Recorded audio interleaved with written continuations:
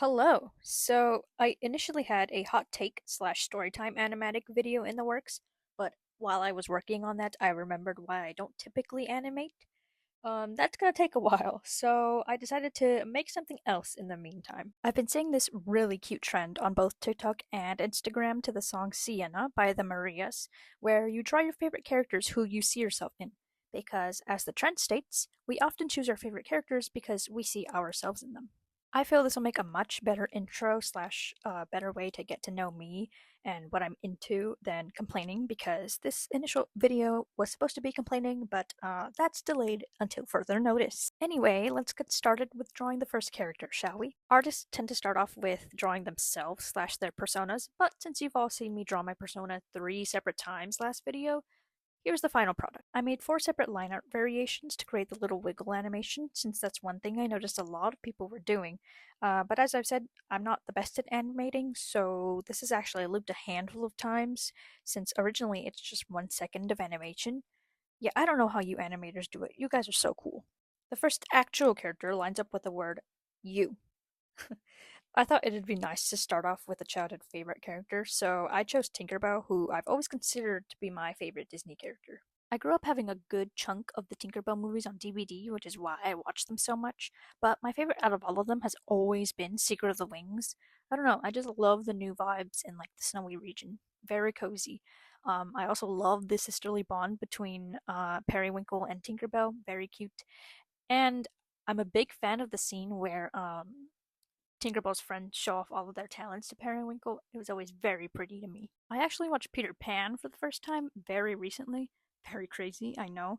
But it really amuses me seeing how different Tinkerbell is compared to in the Pixie Hollow movies, because Peter Pan came out long before any of those did. So if anyone happens to know that lore, I'd love to know. In terms of seeing myself in Tinkerbell, well, she is someone who creates.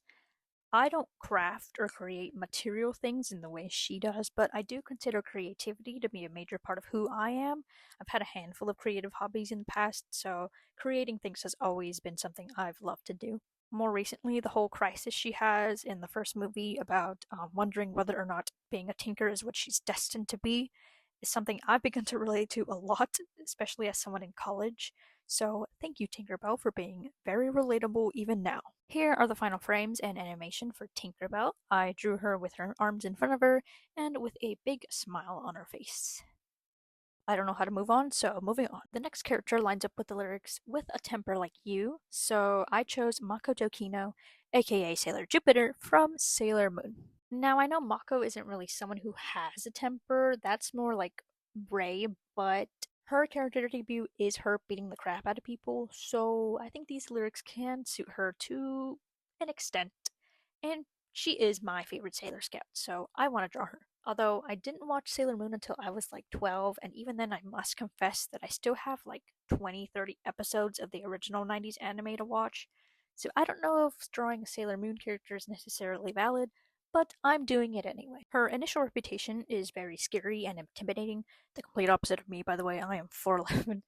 But I love that internally she's just a girl, you know? A good chunk of her character development is her figuring herself out and figuring out how she wants to express herself, which I think is very cute and very admirable. I also love and high key relate to the hopeless romantic side of her as well. That whole episode literally centered around her getting a crisis because she low key has a crush on Haruka. Same. Same. I was in the same boat that episode, because who doesn't love themselves a woman who can drive a motorcycle? Am I right? I am right. Anyway, here are the final frames and animation for Sailor Jupiter. If it wasn't evident with the speed paint, I struggled a lot with this one. I don't know why. Her hands and face were fixed and redrawn a couple times to the best of my ability. I'm still not even that pleased with this, but we need to move on, so let's move on. Next up, I'm drawing Amphibia's Marcy Wu to the lyrics, Run Around Like You. This is very self explanatory, I think. I love Marcy very much. I didn't watch Amphibia until it finished, long after it finished, so the big thing that happens at the end of season 2 was actually spoiled to me, so I didn't really get the shock value. This happens to a lot of the media I consume. It actually happens with another character we'll be drawing later on, but for now, let's talk about Amphibia. I think all 3 of the girls are great representations of middle schoolers, but I specifically relate a lot to Marcy, especially at that time. Friendship is something middle schoolers tend to value, social status is something they tend to value, so it's understandable as to why Marcy doesn't want to lose her friends. The way she loves her interests and wants those around her to love her interests is very understandable, in my opinion. At that age, sometimes even older, all you want is just somebody to talk about your interests with. I think part of the joy in having an interest is just having people to talk to about that interest. Additionally, the episode where she tells Anne she admires her for her ability to socialize with others was so relatable, especially the part where she says she can't even look people in the eye sometimes. I felt that in my bones. Can I also say her voice actor Haley did a wonderful job with voicing her? Spoiler warning, the scene where she gets possessed by the core, that scream is so hauntingly beautiful. I still think about it sometimes.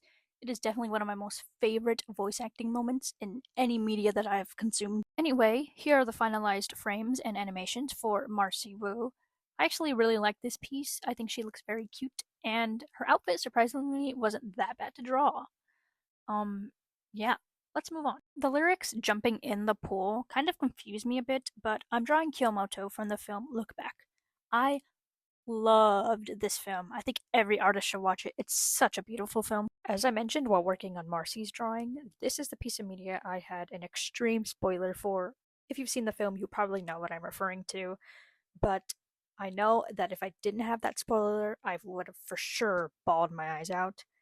Unfortunately, it didn't hit as hard, but I was still very close to crying watching this movie. I think both Kyomoto and Fujino are very relatable to any artist out there, but I'm drawing Kyomoto due to other aspects of her character that I feel I relate to. Specifically within the major plot point of her wanting to distance herself from Fujino and gain a sense of independence and learn to do things on her own. The cinematography and the color palette of this movie were so beautiful. I also love the art style. I would love to do an art style study of this. Maybe I could make that video someday. I don't know, but I love it very much. This movie was beautiful. Speaking of the art style, I'm aware that the writer for this movie is also the writer for Chainsaw Man. However, I have not seen Chainsaw Man. I've had it recommended to me a handful of times, but I've never gone out of my way to watch it. But I low key might now that I've seen this movie because I loved the writing and it was beautiful. Anyway, here are the frames and animation for Kyomoto. I love this movie very much, if you couldn't tell. Our last character lines up with the phrase, like you, and I'm drawing Gangle from the Amazing Digital Circus. I've loved Gangle since day one. I initially watched TADC because my friends were a big fan of it when it first came out. Initially, I was drawn to Gangle due to their character design. At the time of TADC's release, I was a bit of a theater kid, so their comedy and tragedy masks immediately gained my full attention. But as the series has continued to progress, I've begun to see a bit of myself in Gangle, specifically my middle school self, the whole obsessed with anime thing, and drawing myself and my OCs in my sketchbook all the time. Very relatable. And yes, that means I've been a Jax hater since day one. Okay, maybe not a hater.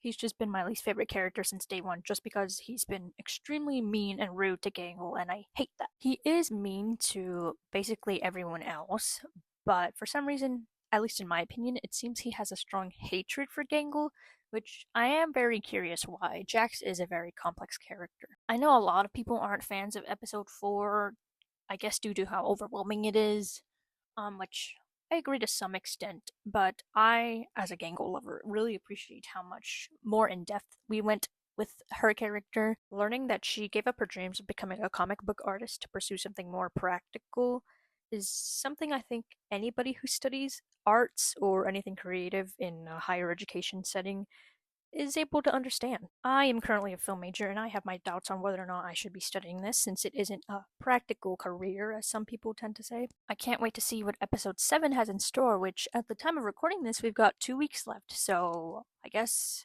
not that much waiting is left. Anyway, that is a wrap. Gangle concludes our characters. Here are the frames and the animation. Here is the final video put together. There is a lengthier version of this trend where you draw 8 characters, but unfortunately, I don't really have the patience to draw 8 of them, So these four will do for now. Additionally, the song is more than 6 seconds, and I don't really want YouTube to start hating me this early, so I won't be including it with the actual sound. I will try and make a YouTube short with it. I still think that might get copyrighted, so if you can't see it, it will be on my Instagram and my TikTok later today. But that is the end of this video. I hope it was enjoyable to watch, or at least to listen to me yap. Thank you for watching, and have a great day, evening, or night.